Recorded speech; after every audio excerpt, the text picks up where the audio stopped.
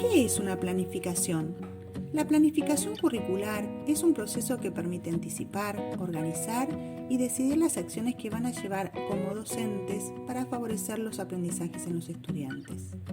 En el momento de planificar, es importante que el docente seleccione y diseñe las actividades más acordes de acuerdo a las situaciones de aprendizaje que haya identificado en sus alumnos. ¿Cuál es la importancia de la planificación? La planificación nos permite hacer un uso efectivo del tiempo que disponemos para realizar nuestra tarea como docentes y nos permite organizar nuestro trabajo de manera ordenada. Pasos para realizar este trabajo de planificación. La planificación para este trabajo va a tener una estructura ordenada. Carátula, nombre del proyecto, característica del grupo, fundamentación, objetivos de enseñanza, objetivos de aprendizaje, contenido, temática, metodología o estrategias de enseñanza, recursos didácticos, evaluación. Los pasos para realizar la planificación no van a seguir esta estructura, pero sí la deberán presentar con la estructura antes mencionada. Ahora vamos a ir desarrollando sus planificaciones paso por paso. Primer paso. Deberán seleccionar un lenguaje artístico en donde ustedes se sientan cómodas para hacer su planificación, como por ejemplo, plástica visual, música, teatro, danza. En mi caso voy a elegir artes plásticas. Segundo paso. Deberán seleccionar un contenido del diseño curricular de educación primaria. Según el lenguaje que hayan elegido, puede ser para cualquier año, es decir, primer año hasta sexto de educación primaria. Ahí va un ejemplo. Como yo seleccioné plástica visual, voy a seleccionar un año en donde me sienta a gusto. Como por ejemplo segundo año.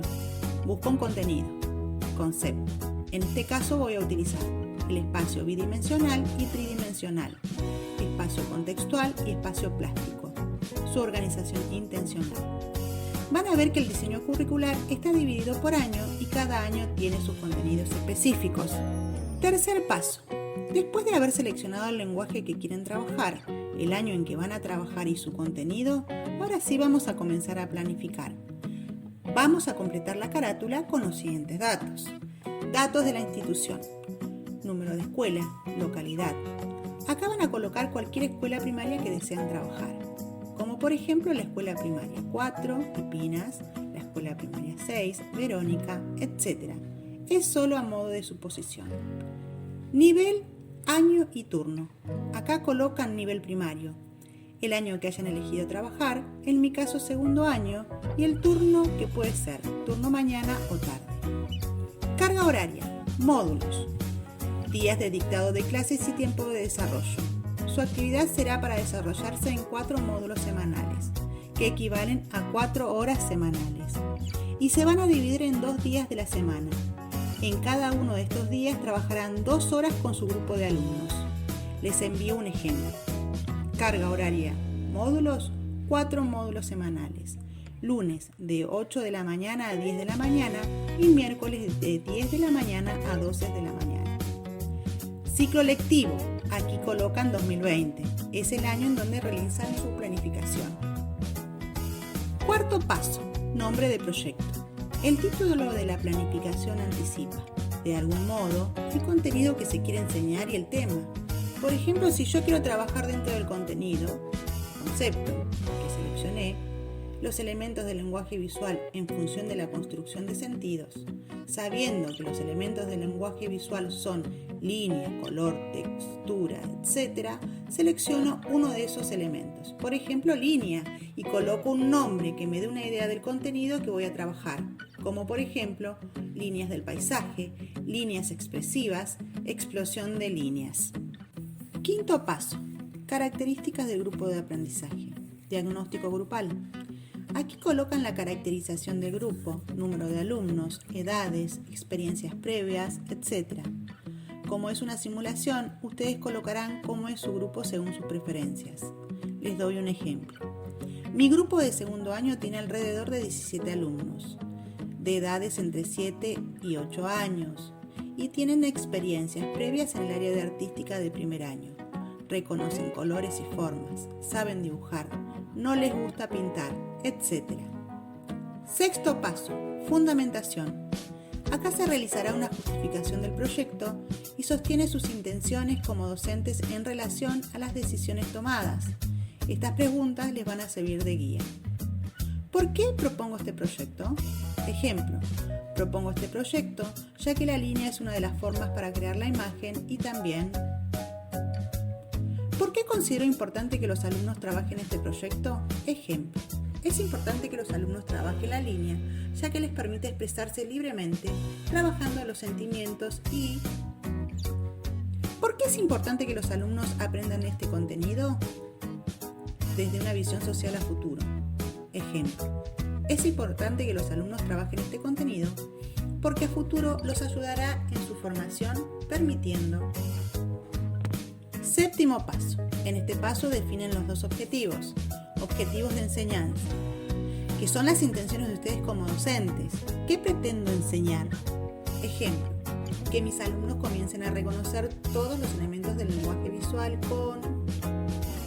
Estas intenciones personales que tengan ustedes se pueden o no cumplir, ya que son ideas propias de ustedes como docentes. Ejemplo, que mis alumnos logren armar un cuadro con líneas y... Objetivos de aprendizaje. Este objetivo es muy importante, ya que se menciona, según el punto de vista de ustedes como docentes, lo que el alumno debe aprender para continuar con otro contenido. Ejemplo, que el alumno aprenda a aplicar la línea en sus dibujos, que el alumno reconozca los estilos de línea. Es todo lo que debe saber el alumno para continuar y avanzar en su aprendizaje. Estos objetivos de aprendizaje son los que se evalúan y aparecen en el ítem de evaluación. Octavo paso, evaluación. Una vez definidos los objetivos de aprendizaje, vamos a la evaluación, que es entendida como una instancia más de aprendizaje del alumno. Para esta evaluación utilizamos los ítems. Criterios de evaluación. Los criterios de evaluación nacen de los objetivos de aprendizaje. ¿Qué se pretende evaluar? ¿Cuándo se pretende evaluar? ¿Cómo? Estos son los objetivos de aprendizaje. Que el alumno aprenda a aplicar la línea en sus dibujos. Que el alumno reconozca los estilos de línea. Entonces los criterios de evaluación serán: si el alumno logró aplicar la línea en sus dibujos para transmitir un mensaje y si el alumno reconoce los estilos de línea dentro de sus producciones y las de los compañeros. Instrumentos de evaluación. Son los elementos que tiene el docente a la hora de realizar la evaluación, como por ejemplo, trabajos prácticos, obras artísticas, intervenciones, etc. ¿Con qué evaluaron ustedes? ¿Con dibujos, pinturas, etc.? Noveno paso, temática. Acá seleccionan el tema por donde se trabajará el contenido, pudiendo o no tener relación directa con el contenido, como por ejemplo, yo voy a trabajar línea, entonces puedo trabajar línea a través de un cuento, de un relato, de una obra de teatro, de una canción musical, de dibujos animados. Ejemplo, temática, dibujos animados. Se va a trabajar la línea utilizando los dibujos animados que los alumnos conocen, incentivándolos. Décimo paso, metodología, estrategias metodológicas. Aquí van a explicar de manera más descriptiva cómo es el desarrollo de su actividad. Para eso tienen que seguir una serie de etapas.